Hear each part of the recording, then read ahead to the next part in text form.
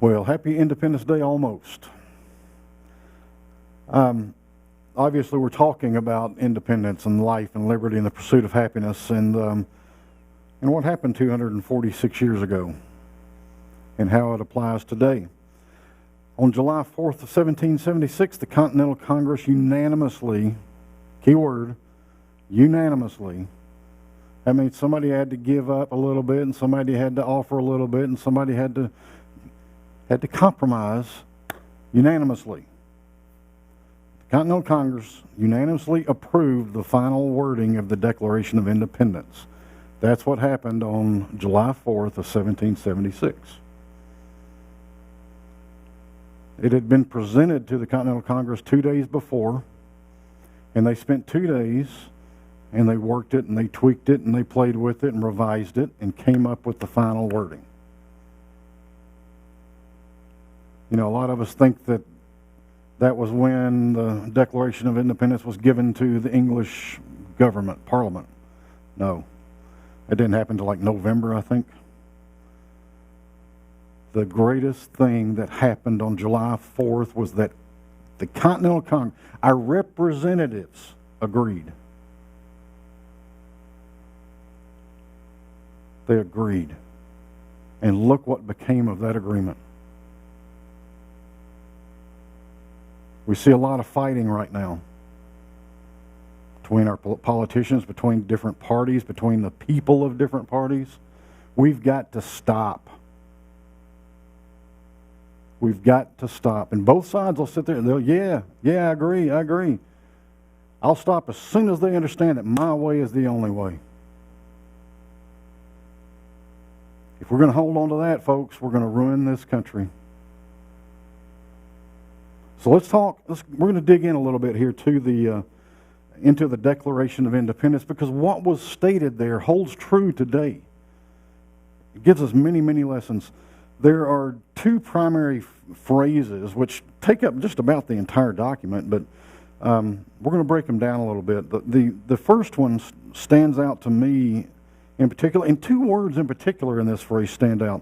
But the phrase is, to assume among the powers of the earth the separate and equal station to which the laws of nature and of nature's God entitle them.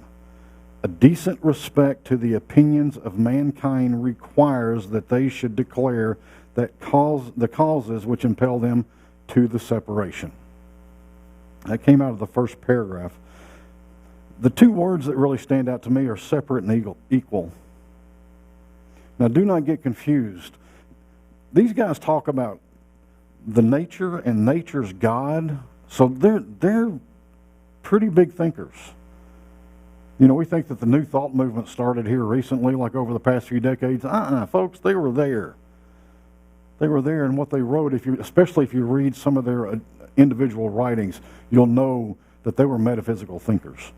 But anyway, they're talking about this. So separate and equal. Separate does not mean separation and division.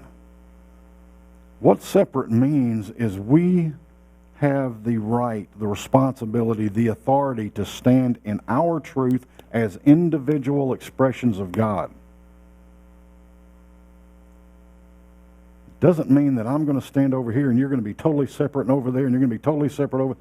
This means that what they are recognizing is that each person is an individual expression of God and they are equal to every other person. No better, no worse.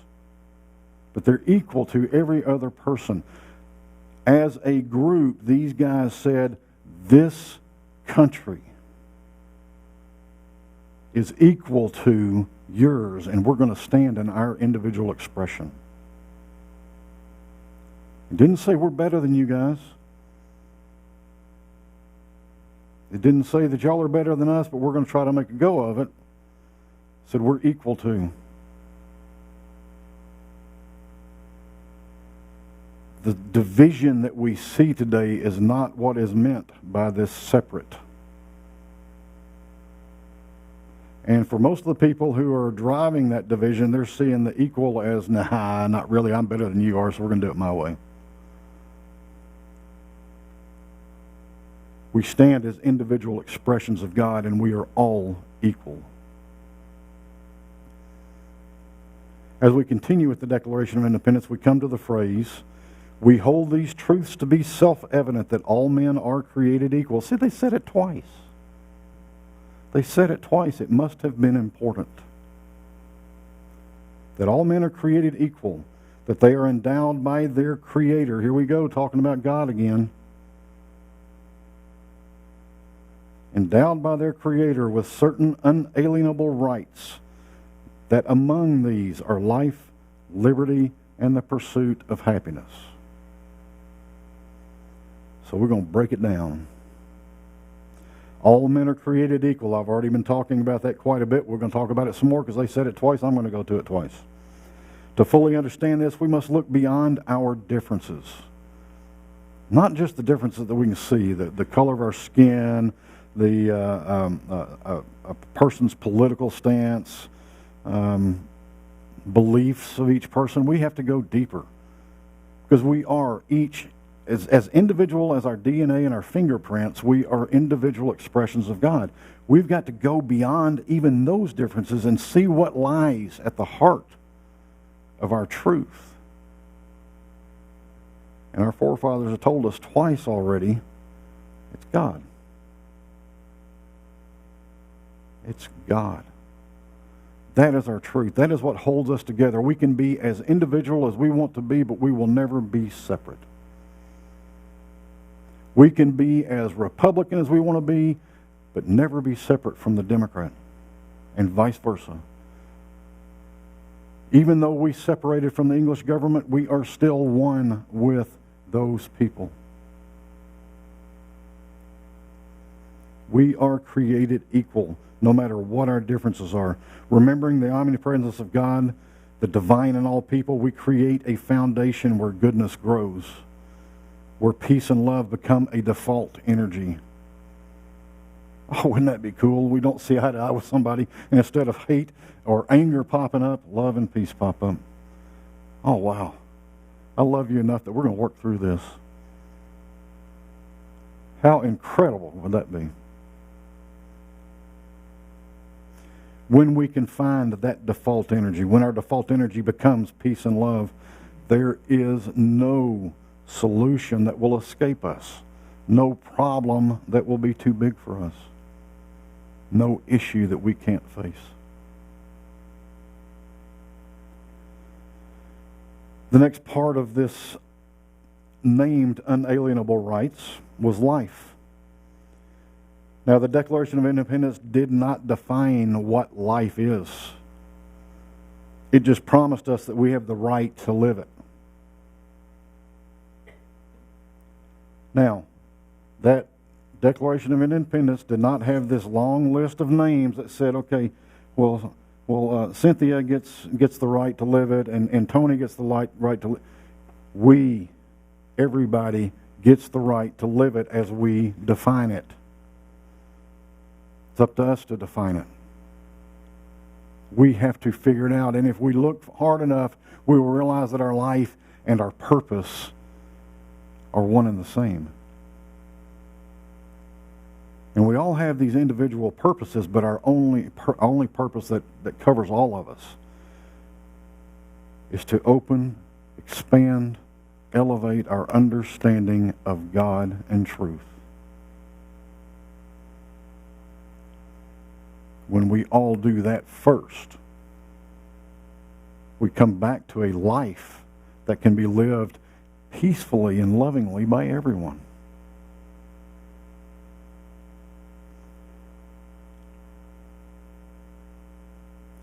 Through prayer and meditation, we can commune with God, and we can realize truth in any situation. Most of the time we react. Something happens and boom, we're going to fire off whether we know what we're talking about or not. Ooh, that doesn't feel like it's going to go along with what I believe, so let's go after it. And then on the opposite side of it, something happens, we dive on top of it, and it turns out to be a total crock, and we're trying to save face. We must take time, pause, breathe, commune. And in that, we discover truth in every situation. This is how we live. This is how life expands positively. This is how life grows. This is how our understanding opens. Society is going to try to tell you got to live this way. You don't. You only live, truly live, by honoring your truth, by honoring your oneness. It's real easy to understand that I'm going to honor my oneness in God. It's a little more difficult to understand that every single person, no matter what their attitude, no matter what their beliefs, no matter what they talk, every single person is one in God. That's a little more difficult. The next word that comes up in our unalienable rights that they mentioned is liberty. Liberty is freedom from control, freedom from interference, obligation, restriction, hampering, conditions, etc. It's easy to feel that our liberty is threatened these days. And if we look solely to the material world, there's probably some ways that that's happening. But as we've talked about, and in fact last week we talked quite a bit about it, that's the mechanical world. And the mechanical world has no power whatsoever over spiritual, and spiritual is where we find our truth. We can't let this world dictate how we look at it. We can't let this world cause us to fall into the mechanical, material, egoistic thinking that was created by that power that we thought we saw. We have got to stay in our truth, in our true power, in our spiritual truth, and watch the world, see the world, experience the world from that place. Because from there, we don't get dragged down into the battle. We can rise above it, and when we rise above it, we can see clearly. We can have thoughts and opinions that will help us deal with it and probably help us offer solutions. The very foundation of this country came from when we saw the English government as not serving us. It's time for us to realize that the chaos that we see out in front of us right now is not serving us. My favorite activity when I was doing the team development programs was a very simple little ball toss.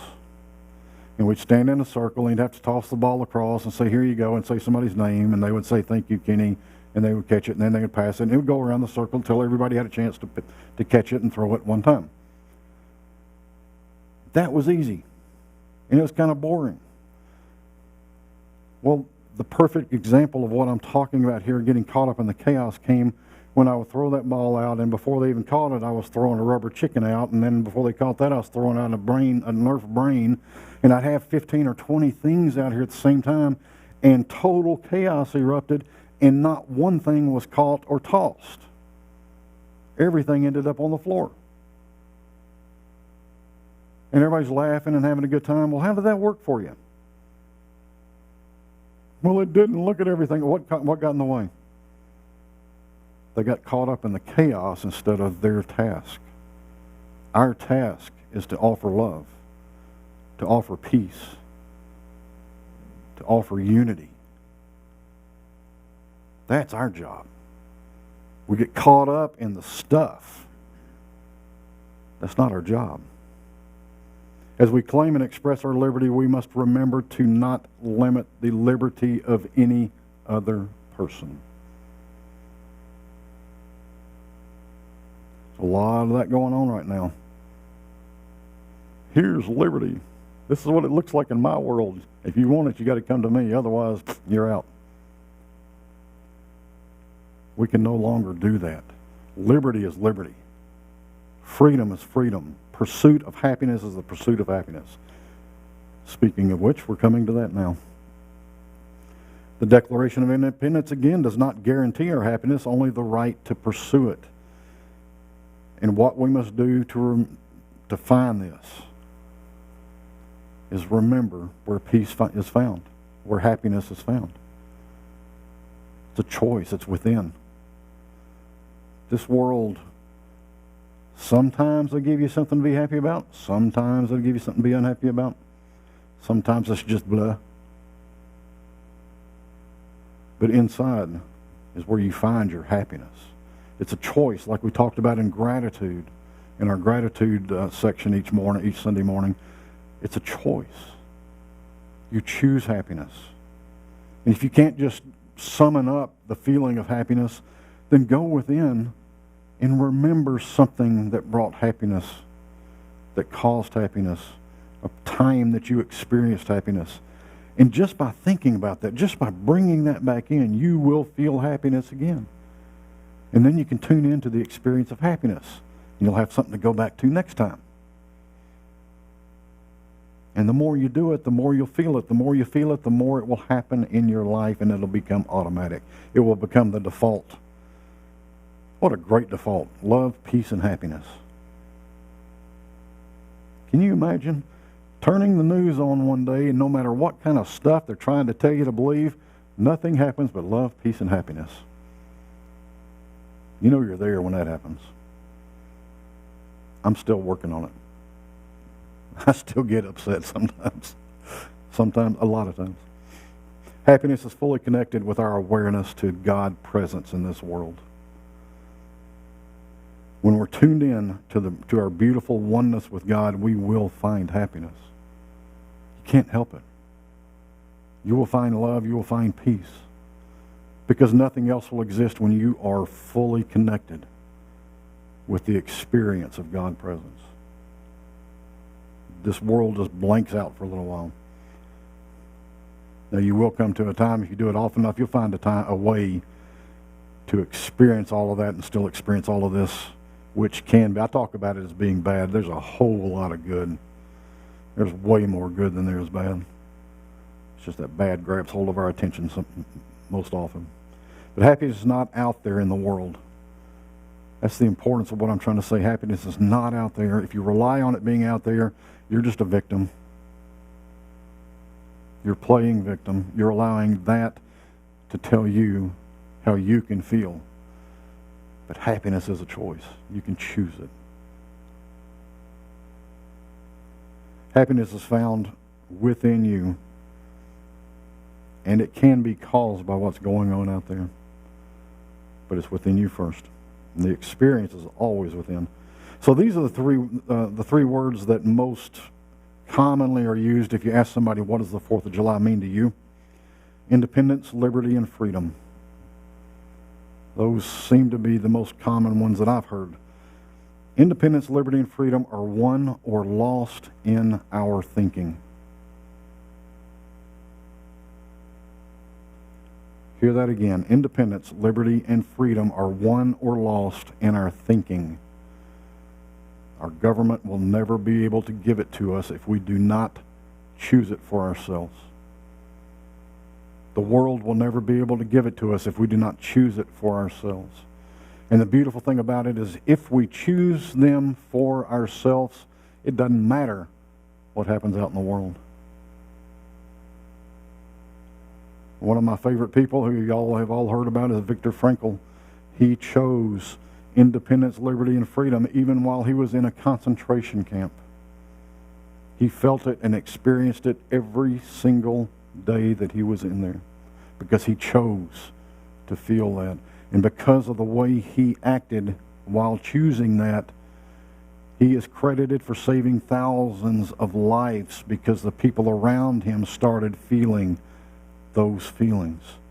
And as they felt those feelings, the Germans were not as apt to throw them into the gas chambers, apparently. If Viktor Frankl can be free and independent and have liberty, so can we. Your independence, liberty, and freedom are found in your absolute oneness in God. When we embrace these truths, experience these truths, and then express these truths, we expand the independence, liberty, and freedom around us, just as Viktor Frankl did. I want to close today with two quotes that I think tie in beautifully with this, even though they don't mention these words or the day. The first one is Ralph Waldo Trine. He says that peace lies not in the external world, it lies within one's own soul. And this next one's not so much a quote, but a question, and we had it in our Mind Over Matter class not too long ago. But this question, and I'm going to expand upon it, it's from Elizabeth Peru. She asks, with every thought, word, or action that I make, am I creating more love or more fear? And I want to expand on that. With every thought, word, and action that I make, am I creating more unity, more division? We get to choose how united this country is. We choose it by including others, not excluding them. So when you have the opportunity, let your actions and your words and your thoughts create love and unity. Let's close with prayer today.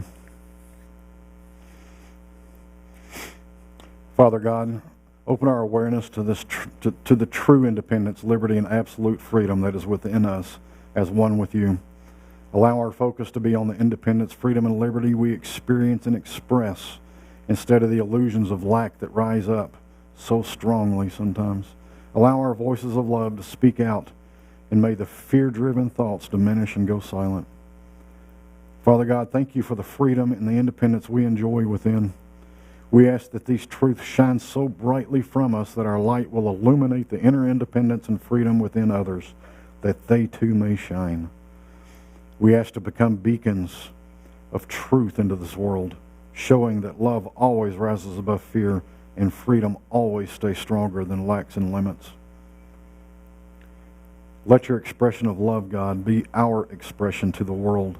Let us express your love and peace in ways that others are open to hear, and allow our example to be a source of healing and kindness.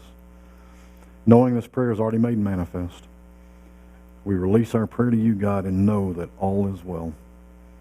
And so it is. Amen.